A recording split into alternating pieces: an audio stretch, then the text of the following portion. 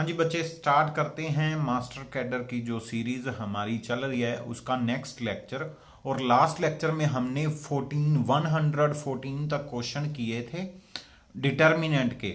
और अब हम कंटिन्यू करेंगे आगे मैट्रिक्स का कुछ कंटेंट, फिर बीच में कुछ क्वेश्चंस हो जाएंगे और फिर हमारा कंटेंट एंड क्वेश्चंस चलते रहेंगे। तो हमने दो टॉपिक कर लिए हैं और ये थर्ड टॉपिक है। उस दो टॉपिक्स में से 6 मार्क्स का पेपर आएगा और इस टॉपिक में से 10 मार्क्स का, अप्रोक्सीमेट 10 मार्क्स का पेपर आता है। तो ये बहुत बड़ा कंसेप्ट है, थोड़ा टाइम इसको ज़्यादा ही लगेगा। 10 से 12 लेक्चर ऑलरेडी हो गए हैं, 10 से 12 लेक्चर ऑलरेडी हो गए हैं, बट कंटेंट है और कंसेप्ट है और एमसीक्यूज हैं और ट्रिक्स हैं, तो थोड़े लेक्चर ज़्यादा ही हैं। बट डेफिनेटली इससे बाहर कुछ नहीं आएगा। 10 क्वेश्चंस है ना, इससे बाहर की गारंटी मैं देता हूं नहीं आएगा। बट हाँ, प्रैक्टिस आपको चाहिए होगी, प्रैक्टिस जरूर आपको करनी पड़ेगी। तो स्टार्ट करते हैं मैट्रिक्स का कुछ कंटेंट के ऊपर। तो कंटेंट में सबसे पहले क्या है हमारे पास, addition of matrix and subtraction of matrix. कभी कभी क्वेश्चन पूछ लेते हैं, एडिशन हो रही है ए एंड बी की, सपोज ए एंड बी की एडिशन हो रही है, तो उनके जो ऑर्डर है उसमें क्या रिलेशन होता है। तो ये है यहाँ पर ए का अगर m क्रॉस n है तो एडिशन तभी पॉसिबल होगी जब इसका भी सेम होगा। ठीक है जी। और अगर ए प्लस ए ट्रांसपोज एग्जिस्ट करता है तो वो डेफिनेटली स्क्वायर मैट्रिक्स होगी, अदरवाइज नहीं पॉसिबल। ठीक है, तो ये थोड़ा ध्यान रख लेना, ये कंसेप्ट जो हैं ये आपको डेफिनेटली हेल्प करेंगे। तो इसी से ही क्वेश्चन बनेंगे, इसी के बेस पे ही क्वेश्चन बनेंगे। सेम फॉर सब्ट्रैक्शन है, यहां पर ये नोट पढ़ लो। अगर सब्ट्रैक्शन एंड एडिशन की बात करें तो वो तब भी पॉसिबल है जब हमारे पास क्या हो, ऑर्डर उसका सेम हो। ए बी एंड बी ए का अगर सम ऑफ मैट्रिक्स कर रहे हो वो दोनों का सेम आता है। अगर एसोसिएटिविटी की बात करते हैं तो अगर ब्रैकेट चेंज कर दिया है तो एडिशन में कोई फर्क नहीं पड़ता, बट सब्ट्रैक्शन में फर्क पड़ता है, ये थोड़ा ध्यान रख लेना। ओरिजिन जो 0 0 वाली जो मैट्रिक्स होती है वो क्या होती है, उसकी आइडेंटिटी होती है, और माइनस ऑफ ए उसका इनवर्स होता है। ये कभी पूछ लेते हैं। चलो जी, अगर कभी ये हुआ A plus B and B plus A plus C अगर हुआ, एंड सेम चीज B A and C A के ऊपर बेस्ड हुई, तो definitely B and C same होंगे। मींस कैंसलेशन लॉ होल्ड करता है, ए को ए के साथ कट करके A B is equal to C निकल सकता है। नेक्स्ट है scalar matrix multiplication, scalar multiplication of a matrix. अगर किसी स्केलर से मल्टीप्लाई करते हो, जैसे किसी कांस्टेंट से अगर कोई मैट्रिक्स को मल्टीप्लाई करते हो तो वो हर एक एलिमेंट में मल्टीप्लाई होता है। Each and every element in the matrix, सभी के साथ मल्टीप्लाई होता है।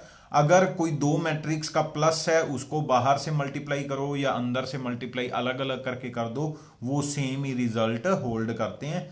तो ये थोड़ा ध्यान रख लेना। नेक्स्ट है मल्टीप्लीकेशन ऑफ मैट्रिसेस। मल्टीप्लीकेशन कब पॉसिबल होती है, जब क्या हो, अगर ए एंड बी की मल्टीप्लाई करनी है तो m cross n and p cross q है, ये तभी पॉसिबल है जब n एंड p इक्वल होगा। n एंड p क्या होगा, इक्वल होगा। मतलब एक की नंबर ऑफ रोज दूसरे की नंबर ऑफ, एक के नंबर ऑफ कॉलम्स दूसरे की नंबर ऑफ रो क्या होनी चाहिए, इक्वल होनी चाहिए। ठीक है, ये थोड़ा ध्यान रखना। और इसका आंसर क्या आता है, ये आता है, इसका आंसर आता है m एंड q। मतलब जो प्रोडक्ट वाली मैट्रिक्स आएगी उसमें कितने नंबर ऑफ रोज होंगे वो होंगे m, एंड कितने कॉलम्स होंगे वो होंगे q। तो ये थोड़ी बात आप डाइजेस्ट कर लेना, आप ये थोड़ी बात जरूरी है। एक क्वेश्चन आता है, अगर कहते सपोज यहां पर है 1 क्रॉस 3, देन है 3 क्रॉस 3, देन है 3x1, देन है 3x1। तो इसका आंसर क्या आएगा ये देख लो, अभी आपको दिखाई दे रही होगी, है ना, अभी दिखाई दे रही होगी थोड़ा, अब बिल्कुल क्लियर है। तो इसका जो आंसर आएगा ये देखना, यहां पर इन दोनों की मैट्रिक्स पॉसिबल है, इन दोनों की मैट्रिक्स पॉसिबल है। आंसर सिर्फ और सिर्फ फर्स्ट वाले का फर्स्ट एंड लास्ट वाले का लास्ट आप देख लो, वही उसका आंसर होगा। मतलब इसका 1x1 ही बनेगा, मतलब सिंगलटन मैट्रिक्स बनेगी। अगर आपने पीछे वाली डेफिनेशन कवर की है तो आपको पता होगा सिंगलटन मैट्रिक्स क्या होती है।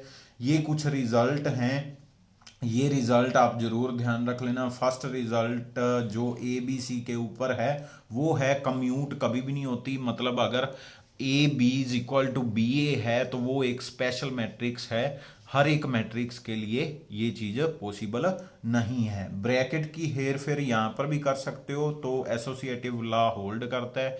आइडेंटिटी मैट्रिक्स जो होती है वो इसकी आइडेंटिटी होती है प्रोडक्ट की। और जो अगर एक क्वेश्चन यहां पर ये है, अगर A B is equal to A C हो तो B is equal to C यहां पर कभी कभी नहीं भी होता, तो ये थोड़ा ध्यान रखना। इन जर्नल ये चीज होल्ड नहीं करती, बट हां अगर ए इनवर्स एग्जिस्ट करता है then definitely this will work.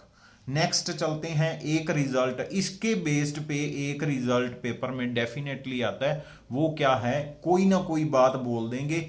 अगर ए बी जीरो है तो आगे ए एंड बी का रिलेशन क्या होता है या कुछ भी, तो ए एंड बी के जीरो होने पे एक कोई ना कोई कंसेप्ट बीच में जरूर होगा जिसके ऊपर बात पूछी जा सकती है, तो इसके रिलेटेड भी क्वेश्चन करेंगे। और यहां पर क्या है, यहां पर जरूरी नहीं है दोनों जीरो हो या दोनों में से कोई एक जीरो हो, वो मैं एग्जांपल आपको ये वाली दे देता हूं। वो क्या है, 0 0 0 1 और 1 0 0, ये वाला यहां से उठा के यहां पर रख देते हैं। ये वाली मैट्रिक्स अभी भी ठीक है, अभी ठीक है या नहीं, चलो चेक करना। इन दोनों नहीं, ऐसे ही ठीक था, यहां तक यहां पर ही ठीक था। चलो जी, इन दोनों की प्रोडक्ट करके देखो, आंसर 0 0 0 ही बन रहा होगा। चेक कर लो, करके देख लो, आंसर 0 0 ही बन रहा होगा, बट दोनों मैट्रिक्स क्या है, नॉन जीरो। तो ये थोड़ा ध्यान रख लेना, अगर किसी की प्रोडक्ट जीरो है तो पॉसिबल है दोनों not equal to zero, possible है ए जीरो हो बी जीरो हो, पॉसिबल है वो। अगर डेफिनेटली ये देखना, ए बी जीरो है एंड ए क्या है, नॉन सिंगुलर, मतलब ए का determinant not equal to zero है, देन डेफिनेटली बी जीरो होगा। उसका कारण क्या है, ए इनवर्स एग्जिस्ट कर गया।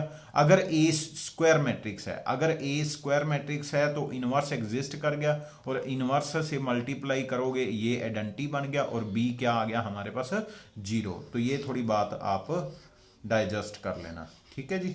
और अगर इनवर्स डिटर्मिनेंट एग्जिस्ट करता है it means A is a square matrix itself, तो ये भी बात आप थोड़ा ध्यान रख लेना। नेक्स्ट क्या है, यहां पर ये रिजल्ट एक बार देख लो, कहते अगर ए बी एग्जिस्ट करता है देन जरूरी नहीं है बी ए एग्जिस्ट करे या नहीं करे। इसकी एग्जांपल मैं आपको दे देता हूं। सपोज हमारे पास 2x3 है एंड देन इधर है 3x1, तो इसकी जो एग्जिस्टेंस ऑफ मल्टीप्लीकेशन है, अगर ये ए है ये बी है, तो ए बी एग्जिस्ट कर रहा है, क्यों, इसकी कॉलम्स एंड इसकी रो क्या है, सेम है।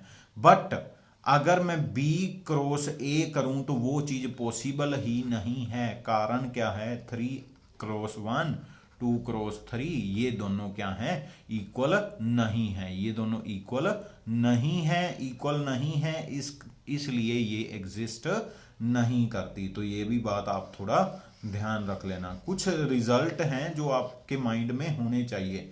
नेक्स्ट रिजल्ट है ये देखना, multiplication of triangular matrix is triangular matrix.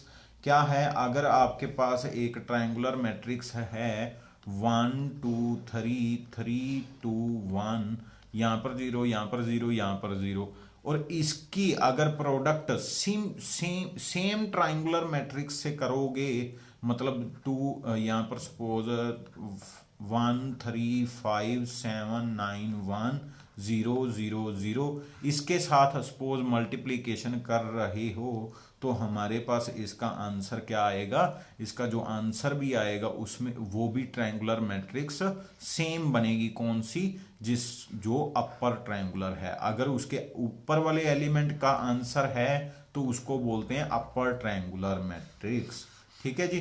Same for lower triangular matrix के लिए भी रिजल्ट होल्ड करता है। नेक्स्ट एक रिजल्ट है, वो क्या है, अगर मल्टीप्लीकेशन ऑफ डायगोनल मैट्रिक्स की बात करें तो वो सिंपल क्या है, डायगोनल फर्स्ट वाले के साथ, सेकंड वाले के साथ वो मल्टीप्लाई हो जाता है। सपोज A00B है, ठीक है, और यहाँ पर एक मैट्रिक्स है C00C है, ये D है, ये क्या है, ये डायगोनल मैट्रिक्स है।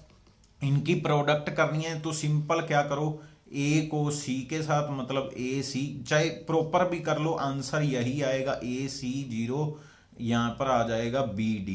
जो सामने वाले एलिमेंट हैं वो आपस में मल्टीप्लाई हो जाते हैं, बाकी सारे जीरो ही आएंगे। प्रोडक्ट ऑफ मैट्रिक्स की बात चल रही है, ये थोड़ा आप माइंड में रख लेना। सेम फॉर स्केलर है। स्केलर में क्या होता है, यहाँ पर दोनों एलिमेंट जो हैं, यहाँ पर एक k है, यहाँ पर भी k है, और यहाँ पर हमारे पास कोई अल्फा है और यहाँ पर भी अल्फा है, तो वो क्या बन गई, k अल्फा। अब ये भी एक स्केलर है, स्केलर की प्रोडक्ट करोगे, आया क्या स्केलर, मतलब जो सेम है वो सेम ही डायगोनल में आ रहा है। नेक्स्ट पे मूव करते हैं। ये रिजल्ट ये वाला था जो स्केलर वाला मैंने बताया, ये रिजल्ट नोट डाउन कर लेना। देन क्या है, अगर आप कोई भी प्रॉपर्टी की बात करते हो, अलजेब्रिक प्रॉपर्टी की, अलजेब्रिक आइडेंटिटीज की, तो वो यहाँ पर होल्ड वैसे नहीं होती, बट हाँ प्रोडक्ट का जो अलजेब्रिक आप सोल्व करते हो वो एज इट इज होल्ड करता है। यहाँ पर आगे पीछे नहीं कर सकते। यहाँ पर देखना, अगर a प्लस बी का होल स्क्वायर ओपन करना है तो आपको ऐसे ही ओपन करना पड़ेगा, a plus B into A plus B, और यहाँ पर भी क्या है, a से a की मल्टीप्लाई, देन a से b की मल्टीप्लाई, देन b की a से मल्टीप्लाई, एंड b की b से, और b a और a b यहाँ पर नॉट इक्वल होते हैं, तो ये अलग अलग ही रहेंगे। ये भी बात आप ध्यान रख लेना। यहाँ पर सेम रिजल्ट, यहाँ पर ये वाला जो हम करते हैं वो होल्ड नहीं करता, वो होल्ड तब करेगा जब ए बी ये दोनों इक्वल होंगे। ठीक है, a plus B, A minus B, A square minus B square तब होगा जब ए बी माइनस या A B is equal to B A आएगा। मैट्रिक्स में A B is equal to B A आएगा तब ही होल्ड करेगा। ये भी कई बार कंडीशन पूछ लेते हैं एज ए कंडीशन। नेक्स्ट है ये वाला आपने पढ़ा होगा, पॉजिटिव पावर। पावर कैसे करते हैं, तो वो सिंपल, आप दो बार मल्टीप्लीकेशन वगैरह कर सकते हो। मैट्रिक्स में भी सेम रिजल्ट होल्ड करते हैं, किसी की पावर 0 हो तो वो आइडेंटिटी मैट्रिक्स बन जाती है, सेम चीज वैसे ही होल्ड करती है। नेक्स्ट है मैट्रिक्स पॉलिनोमियल। क्या है, कुछ नहीं है, जहां पर आप x लिखते हो वहां पर आज मैट्रिक्स आ जाएगी, बस ये थोड़ा ध्यान रख लेना। ठीक है जी। Same linear combination of matrix with power आ जाएगी, तो ये थोड़ा ध्यान रख लेना। नेक्स्ट एक क्वेश्चन आ गया, ये मोस्ट इंपॉर्टेंट क्वेश्चन है। इसके रिलेटेड क्वेश्चन कभी कभी पूछ लेते हैं और इसका मैं रिजल्ट बता दूं। यहां पर देखना, इन दोनों का डिटर्मिनेंट निकालो, क्या बन रहा है, 1 बन रहा है। डिटर्मिनेंट क्या बन रहा है, 1। और अगर डिटर्मिनेंट 1 बन जाए तो ये ध्यान रखना, इनवर्स ऑफ मैट्रिक्स क्या होता है, ऑलमोस्ट क्या, हर बार मोस्ट प्रोबेबल आंसर उसका ए ट्रांसपोज ही होता है। अगर डिटर्मिनेंट ऑफ ए क्या आ जाए, प्लस माइनस 1 आ जाए, मोस्ट प्रोबेबल उसका आंसर यही होगा, बट आपको चेक तो करना ही पड़ेगा। ठीक है, अब चेक कैसे करोगे, अगर फिर इनवर्स निकालने लग गए तो फिर तो बहुत टाइम लग जाएगा। तो आप कैसे करोगे, ए को ए ट्रांसपोज के साथ मल्टीप्लाई करके देख लेना, अगर आइडेंटिटी मैट्रिक्स बन रही है तो वो इनवर्स है। ठीक है जी। तो ये आपकी एक ट्रिक थी जो मैंने अभी बता दी, ये आप नोट डाउन जरूर कर लेना, नहीं तो भूल जाएगा। बुक में नहीं लिखा हुआ। नेक्स्ट है यहां पर क्वेश्चन, क्या कहते, if A is this then A square क्या है। ठीक है, ये वाली जो मैट्रिक्स है ये याद ही कर लो, ऐसी मैट्रिक्स जब भी आ जाए उसका कुछ नहीं है। अगर यहां पर सपोज यहां पर होता, यहां पर ए अल्फा है, मतलब एंगल क्या है, अल्फा, देखना एंगल क्या है, अल्फा है, उसको अगेन ए अल्फा से मल्टीप्लाई कर रहे हो, तो ये क्या बन जाता है, ये और कुछ नहीं, दोनों अल्फा ऐड हो जाते हैं। ये फॉर्मूला याद कर लेना, आपको याद हो, आपको हेल्प मिल जाएगी। अगर ए में, ये वाली मैट्रिक्स में अल्फा एंगल है प्लस मल्टीप्लाई ए में बीटा एंगल कर दिया, सपोज कोई और अनदर एंगल आ जाता है, तो वो मैट्रिक्स पता क्या बनेगी, वो मैट्रिक्स बनेगी ए अल्फा प्लस बीटा। ये बहुत बड़ी हेल्प है अगर आपको समझ आ जाता है, नहीं तो करके देख लो, करके देखोगे यहां पर देखना, ए को ए के साथ मल्टीप्लाई करोगे तो आंसर क्या आएगा, करके देख लो। इसको सेम के साथ, मतलब कोस अल्फा को मैं सी अल्फा लिख रहा हूं, ठीक है, C alpha S alpha minus S alpha C alpha, ठीक है। तो फिर again C alpha S alpha minus S alpha C alpha, ठीक है। अब इन दोनों को मल्टीप्लाई करोगे तो फर्स्ट के साथ, सेकंड के साथ cos square minus sine square बन जाएगा, दैट इज कोस 2 अल्फा, ठीक है जी। सेम चीज यहां पर फर्स्ट को सेकंड के साथ करोगे तो वो बन जाएगा हमारे पास sine 2 alpha, 2 sine alpha cos alpha बन जाएगा, वो साइन 2 अल्फा बन जाएगा। यहां पर बन जाएगा माइनस के 2 साइन अल्फा माइनस के 2 साइन अल्फा कोस अल्फा बन जाएगा, दैट इज माइनस के साइन 2 अल्फा, चेक कर सकते हो आप। सेम चीज यहां पर कोस 2 अल्फा बन जाएगा। तो ये क्या बन गया, ये और कुछ नहीं, ए अल्फा को ए अल्फा के साथ, ये दोनों क्या हो जाते हैं ऐड, तो A2 अल्फा बन जाएगा। यहां पर देख लो A2 अल्फा कहां पर है। अब ये मैट्रिक्स कैसे, मैट्रिक्स ये कौन सी होती है, या तो आप यहां पर नेगेटिव लगा दो, यहां पर या यहां पर लगा दो, दोनों का आंसर सेम आएगा। अब देखो इससे एक और मैट्रिक्स भी बनाई जा सकती है, वो क्या है, वो कभी कभी ये वाली मैट्रिक्स लिख देते हैं, कैसे देख लो एक बार, cos alpha sine alpha 0 minus दे sine alpha cos alpha then 0 0 1। कभी कभी ये वाली मैट्रिक्स भी बना देते हैं, कभी कभी ये वाली मैट्रिक्स भी बना देते हैं, और इसका भी सेम रिजल्ट होता है, A alpha into A beta is equal to A alpha plus beta, मतलब जहां पर अल्फा आ रहा है वहां पर अल्फा प्लस बीटा आ जाएगा, ठीक है। और यहां पर भी रिजल्ट सेम है जो मैंने अभी बताया ट्रांसपोज वाला। तो यहां पर भी क्या है, इसका इनवर्स और कुछ नहीं होता, इसका इनवर्स होता है ए ट्रांसपोज। अगर ए अल्फा का पूछ लें तो ए अल्फा ट्रांसपोज उसका क्या होगा, इनवर्स होगा। तो ये बात आपने माइंड में रख लेनी है। और ये कब पॉसिबल है, अगर आपके पास डिटर्मिनेंट ऑफ मैट्रिक्स 1 बन रहा है या -1 बन रहा है, तो ऑलमोस्ट उसका एग्जैक्ट, मैं हर बार नहीं बोलता, बट पेपर में जो क्वेश्चन आते हैं ना उसका ट्रांसपोज ही उसका इनवर्स होता है, ठीक है। ये मेरी बात आप माइंड में रख लेना, ठीक है जी। नेक्स्ट क्वेश्चन यहां पर देख लो, ये कैलकुलेशन की ही हुई है, आप चेक कर सकते हो। तो इसका तो डायरेक्ट मैं ये a इंटू ए था, तो 2 बार a था, तो it means alpha, A alpha alpha plus alpha 2 alpha हो जाएगा। तो चेक कर लो, या एक रिजल्ट आप ऐसे भी याद कर सकते हो, वो क्या है, a का अल्फे की पावर अगर n है तो वो क्या होगा, n अल्फा हो जाएगा, ठीक है। ये भी आप याद कर सकते हो। नेक्स्ट पे मूव करते हैं, इसका आंसर सी ऑप्शन इसकी राइट ऑप्शन बन रही है। तो नेक्स्ट पे मूव करते हैं, एग्जांपल नंबर 7। एग्जांपल नंबर 7 में पूछ रहे हैं अगर ए स्क्वायर की बात की जाए तो वो क्या होगा, वो सिंपली आपको चेक करना पड़ेगा। मैं एक बात बता देता हूं, सिंपली मैं एक बात बता देता हूं, क्या पता आपको हेल्प मिल जाए।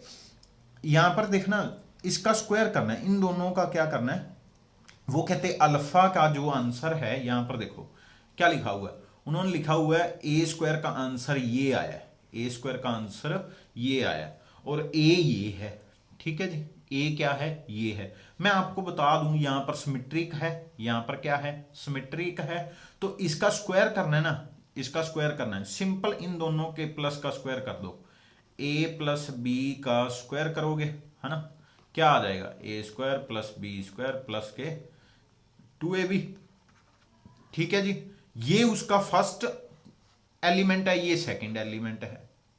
ठीक है, ये फॉर्मूला तो आपको याद ही होता है ना, ये फॉर्मूला तो आपको याद ही होता है। फिर सिमेट्रिक, अगर सिमेट्रिक है ना, ये याद, एक और बात ध्यान रखना, एक और बात ध्यान रखना, अगर ए सिमेट्रिक है ना तो ए स्क्वायर भी सिमेट्रिक होगा, ए क्यूब भी सिमेट्रिक होगा। तो ये क्या होते हैं, सिमेट्रिक ही होते हैं। ये बात आपने माइंड में रख लेनी है। तो यहां पर अगर ये सिमेट्रिक है, यहां पर देखना ये फर्स्ट एलिमेंट क्या होगा, सिंपली ए स्क्वायर प्लस बी स्क्वायर। ठीक है, सेकंड एलिमेंट क्या होगा, सिंपली 2ab। ठीक है जी, तो और सिमेट्रिक है, सिमेट्रिक है तो ये वाला दोनों सेम होते हैं, ये दोनों सेम होते हैं, ये दोनों सेम होते हैं, तो आपको दूसरे भी पता चल गए। ठीक है जी, तो यहां पर उन्होंने पूछा था अल्फा का, अल्फा की वैल्यू क्या आ रही है, बीटा की क्या आ रही है, अरे यार ये रही बी, इसका राइट ऑप्शन है। ठीक है, प्रोडक्ट करके चेक भी कर सकते हो, अदरवाइज एज इट इज उसका आंसर है। एक बात ध्यान रखना, आयोटे की पावर अगर कोई पूछ ले, आयोटे की पावर 1 का आंसर क्या होता है, वो होता है अयोटा। अयोटे की पावर 2 का आंसर क्या होता है, वो होता है -1। अयोटे की पावर 3 का आंसर क्या होता है, वो होता है माइनस अयोटा, माइनस अयोटा। अयोटे की पावर 4 का आंसर क्या होता है, एक सेकेंड, अयोटे की पावर 4 का आंसर क्या होता है, वो होता है 1। वो क्या होता है, 1। अब यहां पर देखो, अगर कभी भी कोई टर्म लिखी हो, अयोटे की पावर लिखी हो 10 लिखी हो सपोज, ठीक है, आपने इसको किससे डिवाइड करना है, आपने इसको डिवाइड करना है 4 के साथ और रिमाइंडर निकाल लेना है। क्या निकाल लेना है, रिमाइंडर निकाल लेना है। रिमाइंडर क्या आएगा, 2। तो 10 का आंसर और 2 का आंसर दोनों सेम आएंगे, डेफिनेटली दोनों क्या आएंगे, सेम आएंगे। मतलब उसका भी आंसर क्या आया, -1 आया। ठीक है जी, ये बात आपने ध्यान रखनी है। अब देखो, अगर कभी कोई पूछ ले आपको 4n, ठीक है, क्या आ गया, 4n आ गया। अब इसको 4 के साथ डिवाइड करोगे, रिमाइंडर क्या आ गया, 0। रिमाइंडर अयोटे की पावर 0 कितना होगा, 1, तो 1 उसका आंसर होगा। अयोटे की पावर आपने देखनी है, उतनी अयोटे की पावर देखनी है। यहां पर अगर अयोटे की पावर 0 दे बोलूं तो वो क्या आ जाएगा, 1। तो ये बातें आपने ध्यान रखनी है, ये बातें आपने क्या करनी है, माइंड में रखना है। और एक और रिजल्ट बहुत यूज होता है, 1 बाई अयोटा पूछ लेते हैं। 1 बाई अयोटा क्या होता है, माइनस के अयोटा के इक्वल होता है। यहां पर अयोटा से मल्टीप्लाई डिवाइड कर दो तो आपको कंसेप्ट समझ आ जाएगा। ठीक है जी, अब चलते हैं हमारे पास यहां पर जो क्वेश्चन है एग्जाम्पल नंबर 8 पे। एग्जाम्पल नंबर 8 पे ये क्या कह रहे हैं, कहते पावर क्या करनी है, n करनी है। पावर कितनी करनी है, 4n करनी है। पावर कितनी करनी है, 4n। आपको दिखाई नहीं दे रहा होगा, थोड़ा मैं सही कर देता हूं, एक सेकेंड, व्यू, हाँ जी, अभी विजिबल है ना, अभी विजिबल है। ठीक है जी, ए की पावर कितनी करनी है, 4n। और डायगोनल में क्या होता है, अगर डायगोनल मैट्रिक्स है ना, ये याद रखना, अगर ए क्या है, डायगोनल मैट्रिक्स है, सपोज हमारे पास है A00B, तो इसकी पावर n ना, सिंपल यहां पर एलिमेंट की पावर n कर दिया करो, यही उसका आंसर होता है। डायगोनल की पावर n कर दिया करो अगर डायगोनल मैट्रिक्स है, अगर डायगोनल मैट्रिक्स है। तो यहां पर देखना, यहां पर हमारे पास क्या है, ए अयोटा, यहां पर भी अयोटा है और ये डायगोनल मैट्रिक्स है। तो ए की पावर 4n अगर निकाल रहे हो तो वो क्या आएगी, ए की पावर 4n, डायरेक्ट अयोटे की पावर 4n और अयोटे की पावर 4n। अगर कोई मल्टीपल ऑफ 4 है, उसको 4 से डिवाइड करोगे, रिमाइंडर क्या देगा, 0। रिमाइंडर क्या देगा, 0। अयोटे की पावर 0 का आंसर क्या होता है, 1। इट मींस ये भी 1 है और ये भी 1 है। ठीक है जी, और उन्होंने पूछा था इसका आंसर क्या आएगा, ये तो भाई आपको पता ही है, ए आर है। ठीक है जी, हो जाएगा। आई होप आपको समझ आ रहा होगा। नेक्स्ट पे मूव करते हैं, एग्जाम्पल नंबर 9। सबसे पहले यहां पर क्या लिखा हुआ है, कहते a प्लस बी का होल स्क्वायर का आंसर आया A square plus B square. इसका स्क्वायर का आंसर हम कैसे निकालते हैं, वो निकालते हैं a plus B into A plus B करके। ठीक है, तो कैसे निकलेगा, A square plus A B, A square plus A B plus B A plus B square. अब वो कहते हैं ये इस इक्वल है A square plus B square के, किसके इक्वल है, A square plus B square के। थोड़ा सा साइड कर देते हैं, आपको अभी अभी फुल दिख रहा होगा, है ना। अब ये इसके इक्वल है, इट मींस ये फर्स्ट एंड फर्स्ट कट गया, सेकंड एंड सेकंड कट गया, तो ए बी प्लस बी ए क्या होगा, जीरो के इक्वल होगा डेफिनेटली। ठीक है, तो यहां पर ए बी प्लस बी ए क्या होगा, डेफिनेटली जीरो के इक्वल होगा। और हमें क्या निकालना है, वैल्यू निकालनी है, सिंपली वैल्यू निकालनी है और कुछ नहीं करना। और मैं आपको एक बात बता दूं, इतना सारा क्वेश्चन इतने सारे नहीं सोल्व करने होते, क्वेश्चन इतना नहीं सोल्व करना होता, जल्दी सोल्व करना होता है। तो सोल्व करने के लिए सिंपली क्या करना है, आपने क्या करना है, आपने यहां पर डिफरेंट केसेस निकालने हैं। मतलब डिफरेंट किस पे आ रहा है, बी की वैल्यू 4 किस पे है, 3 पे बी की वैल्यू 4 है। ठीक है, अगर b की वैल्यू, सपोज मैं b की वैल्यू निकालने की कोशिश करता हूं और वो आ जाती है 1, तो मुझे दूसरे देखने की जरूरत ही नहीं पड़ेगी। तो ये थोड़ा ध्यान रखना है। अब b की वैल्यू निकालनी है, a की वैल्यू भी निकालनी है वैसे तो ए बी प्लस बी ए हमें जीरो रखना पड़ेगा, ए बी एंड बी ए हमें निकालना पड़ेगा। बहुत ही सिंपल है, जल्दी जल्दी इसे हो जाता है। ए बी तो ए माइनस बी आ जाएगा उसका फर्स्ट एलिमेंट। ठीक है, और सेम फॉर बी ए का फर्स्ट एलिमेंट निकालो, तो इन दोनों को मल्टीप्लाई करेंगे, इन दोनों से वो आ जाएगा a प्लस 2। तो उन दोनों का सम किसके इक्वल है, उन दोनों का सम है जीरो के इक्वल। मतलब a minus B plus A plus 2 is equal to zero. It means 2a minus B is plus 2 is equal to zero.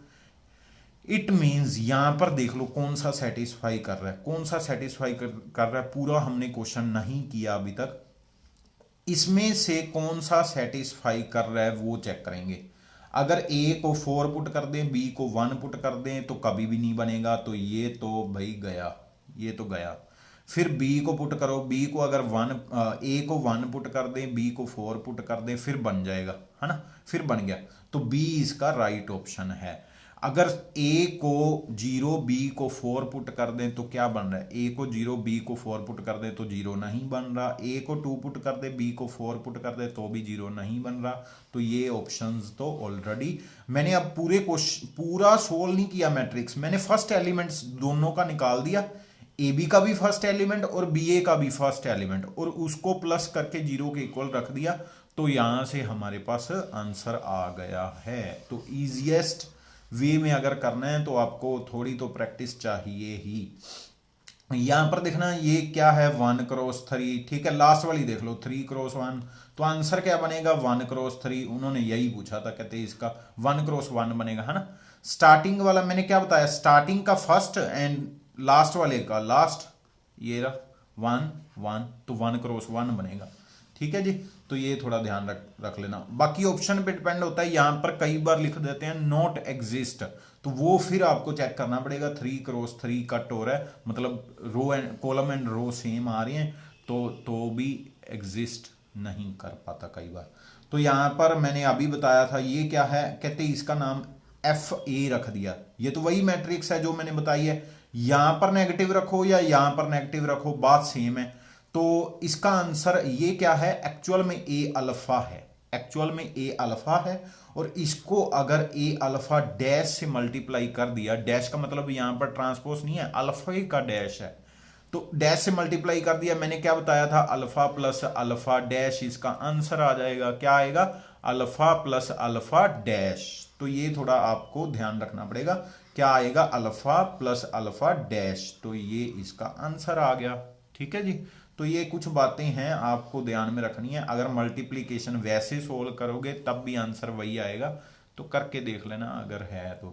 ठीक है जी, नेक्स्ट क्वेश्चन। ये क्वेश्चन मैं सच बता रहा हूं, आपको पता नहीं होगा, डेफिनेटली नहीं पता होगा भाई। ये जो है 1 सेकंड का क्वेश्चन है, इसको सोल्व, ये सारा सोल्व करने की जरूरत नहीं है, इसको तो पहले ही क्रॉस कर दो। अगर ये करने बैठ गए तो 3 क्वेश्चन का टाइम आपका ले जाएगा, तो ये आप नहीं करोगे, ठीक है। अगर आपने ये लेक्चर सुन लिया तो ये कभी भी नहीं करोगे। अब बात सुनो क्या है, ये जो होती है ना, ये जो इक्वेशन होती है ना, ये अगर आपने पढ़ा हुआ है, ये करेक्टरिस्टिक इक्वेशन होती है। कौन सी होती है? करेक्टरिस्टिक इक्वेशन ऑफ लैम्डा, है ना, आइगन वैल्यू। आइगन वैल्यू आपने पढ़ा होगा। तो ये करेक्टरिस्टिक की इक्वेशन होती है, उसकी इक्वेशन का रिजल्ट मैं आपको यहां पर लिख देता हूं। उसमें क्या होता है, उसमें होता है जैसे यहां पर 3x3 है, तो वो क्या है, ए क्यूब उसमें आएगा, एक ए स्क्वायर आएगा, और एक ए आएगा, और एक आइडेंटिटी है, सामने 0 आएगा, ठीक है। This format is for order 3, ठीक है। अगर ऑर्डर 4 है तो यहां A4 से स्टार्ट कर देंगे, सेम चीज, ठीक है। और स्टार्टिंग कैसे करनी है? अब नेक्स्ट क्या है, फर्स्ट वाले का आंसर प्लस में, सेकंड वाले का नेगेटिव, फिर प्लस में, फिर नेगेटिव, ठीक है। इट मींस यहां पर जो सेकंड वाला ये लिखा हुआ है ये तो गलत हो गया। फर्स्ट वाला यहां पर देखो, फर्स्ट वाले का साइन पॉजिटिव होगा, सेकंड वाले का नेगेटिव होगा। बाकी भी देख लेते हैं, बाकी भी देख लेते हैं, चलो कोई बात नहीं, एक बार छोड़ दो, ठीक है। ये नेगेटिव आ गया, प्लस माइनस अल्टरनेट साइन रहेंगे। अब देखो यहां पर जो कोफिशिएंट आता है ना, वो कोफिशिएंट क्या होता है? वो होता है ट्रेस वैल्यू। अगर आपने मेरे पीछे वाले लेक्चर लगाए हैं, ट्रेस ऑफ ए आपने पढ़ा होगा। ट्रेस ऑफ ए क्या होता है वो देखो, ट्रेस ऑफ ए होता है सम ऑफ डायगोनल एंट्रीज। तो ये क्या बन रहा है? 3। इट मींस यहां पर -3 यहां पर आएगा। -3 देख लो कहां पर आ रहा है, सिर्फ सिंगल वैल्यू एक ही है जिसमें -3 आ रहा है, सिर्फ एक ही है जिसमें -3 आ रहा है। तो हो गया क्वेश्चन खत्म। और भी चाहिए, चलो मैं और भी एक हिंट दे देता हूं, और भी एक, मतलब अगर 2 जनों पे यहां पर भी सपोज -3 होता तो हम कैसे चेक करते? तो वो नहीं होगा वैसे, फिर भी हम चलो एक और ले लेते हैं। जो डिटर्मिनेंट का कोफिशिएंट होगा ना, डिटर्मिनेंट का कोफिशिएंट होगा, वो क्या होता है, एक तो साइन, एक तो ये साइन आपने रखना है साथ में होता है डिटर्मिनेंट ऑफ ए, ठीक है। जो स्टार्टिंग से पीछे वाला होगा वो क्या होगा? ट्रेस। और स्टार्टिंग जो एंड में होगा, मतलब आइडेंटिटी होगा, उसके साथ क्या होगा? डिटर्मिनेंट ऑफ ए। अगर इसका डिटर्मिनेंट निकालोगे तो वो क्या आएगा? चेक की कर लो, चलो एक्सपैंड बाय कॉलम 3 कर लो। तो एक्सपैंड करोगे, माइनस का साइन एक आएगा, फिर क्या आएगा? 1 - 2 दैट इज -1। तो ये 1 बन गया, है ना, ये 1 बन गया। और ये एक साइन है माइनस का, तो -1 बनेगा, ये देख लो इसमें, ठीक है जी, हो जाएगा। आई होप आपको समझ आ गया होगा। फिर कभी मैं आपको ए का भी बता दूंगा कोफिशिएंट क्या आएगा, अभी तक आप इतना ही डाइजेस्ट करो। आई होप आपको समझ आ गया होगा। अगर नहीं आया तो दोबारा से एक बार वीडियो देख लो, फिर समझ आ जाएगा। पेपर में टाइम सेव करना है, ये क्वेश्चन ये कुछ नहीं करना, ये भी बुक्स बताती नहीं है, तो इसलिए हमें ऐसे करना पड़ता है। नेक्स्ट क्वेश्चन पे मूव करते हैं। वो कहते हैं ए स्क्वायर। ए स्क्वायर का मतलब क्या होता है? ये क्या है? अगर ट्रायंगुलर मैट्रिक्स है ना, ये देखना, एक बात बता देता हूं, ABCCDE अगर ट्रायंगुलर मैट्रिक्स है, ट्रायंगुलर मैट्रिक्स में अपर हो सकती है, लोअर हो सकती है, तो अगर ऐसी है, ठीक है जी, अगर ऐसे है, इसका स्क्वायर निकालना है। पीछे वाली टर्म छोड़ दो, पीछे वाली का तो कुछ अलग सिस्टम होता है। ये जो होता है ना, ये स्क्वायर यहां पर शिफ्ट हो जाता है। ये जो स्क्वायर है डायगोनल पे वैसे ही शिफ्ट हो जाता है जैसे डायगोनल वाली मैट्रिक्स पे हो जाता है। हाँ, पीछे कुछ और आएगा, ये वाली टर्म्स कुछ और आएंगी, बट हाँ, फर्स्ट टर्म जो डायगोनल्स हैं वो simply square as it is हो जाते हैं अगर ट्रायंगुलर मैट्रिक्स है। तो उन्होंने कहा है A square is equal to B है, तो स्क्वायर करना है, तो स्क्वायर डायगोनल का तो सीधा ही शिफ्ट हो गया। इट मींस अल्फा स्क्वायर का आंसर जो आएगा वो क्या आएगा? 1 आएगा। अल्फा स्क्वायर का आंसर क्या आएगा? 1 आएगा। ये तो क्लियर हो गया। और दूसरा भी अगर देखना है तो वो क्या होगा? वो इन दोनों का प्लस हो जाता है। नहीं, फिर भी वो आपको करना पड़ेगा। ये वाला एलिमेंट निकालने के लिए आपको करना पड़ेगा, ये वाला एलिमेंट निकालने के लिए श्योर आपको करना पड़ेगा, और कुछ नहीं है। तो ये वाला एलिमेंट कैसे निकलेगा, ये होता है सेकेंड रो फर्स्ट कॉलम, इसको इसके साथ मल्टीप्लाई करेंगे तो अल्फा प्लस 1 आ जाएगा, और अल्फा प्लस 1 ये किसके इक्वल है, बी के, और ये कितना आ रहा है 5 आ रहा है। अल्फा प्लस 1 का आंसर 5, अल्फा का आंसर 1, ऐसी कोई वैल्यू पॉसिबल है नहीं पॉसिबल। अगर इसमें ये नो रियल वैल्यू का ना देते तो डायरेक्ट मैंने यहां से देख के alpha square is equal to B, मतलब alpha square is equal to 1 रख के मैंने खत्म कर देना था क्वेश्चन, ये और ये इस पे, और ये मैंने रिमूव कर देना। बट यहां पर क्या है, नो रियल वैल्यू का भी है, तो मुझे करना पड़ेगा। ठीक है जी, तो ये पेपर में आपको हेल्प मिलेगी जितनी भी मिलेगी। अब नेक्स्ट टॉपिक हम करेंगे, आज हमने एग्जाम्पल नंबर 13 तक कर लिया है, और नेक्स्ट जो है ट्रांसपोज ऑफ मैट्रिक्स और उसके आगे क्वेश्चंस, वो हम करेंगे नेक्स्ट क्लास में। तब तक के लिए thank you, have a nice day, जय हिंद, वंदे मातरम, बाय जी।